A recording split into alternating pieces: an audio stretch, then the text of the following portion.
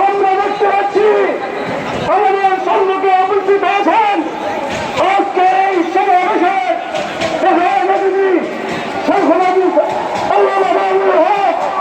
উপস্থিত হয়েছেন এনসিপি নেতৃবৃন্দ, উপস্থিত হয়েছেন সমাজ নেতৃবৃন্দ, উপস্থিত হয়েছেন অন্যান্য নেতৃবৃন্দ।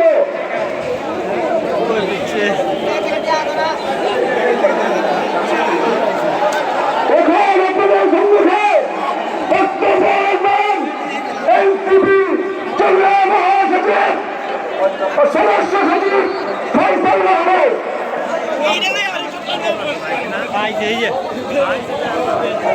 সংগ্রামী জনতা, লম্বা বক্তব্যের সময় নেই, আমরা সবাই আল্লামা মাওলানা মামুন হকের কথা শুনবো।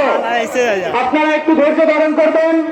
আপনাদের সামনে আমি এমন একজন ব্যক্তির বার্তা নিয়ে এসেছি যিনি 24-এর গণঅভ্যুত্থানে যে শহীদ মিনারে দাঁড়িয়ে শেখ হাসিনার রক্তচক্ষুর দিকে তাকিয়ে বলেছিলেন আমাদের ঘরে ফিরে যাওয়ার সময় নেই, এই ফ্যাসিবাদী সরকারের বিদায় নিতে হবে এবং বাংলাদেশে নতুন রাজনীতির বন্দোবস্ত তৈরি করতে হবে।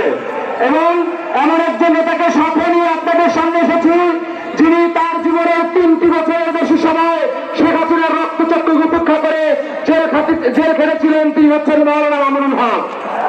বাংলাদেশের এই যে তরুণ নেতৃত্ব এবং আলেম দ্বীন এবং ইনসাফের লড়াই যারা করে এরা সকলে একত্রিত হয়েছে। এই একত্রিত বাংলা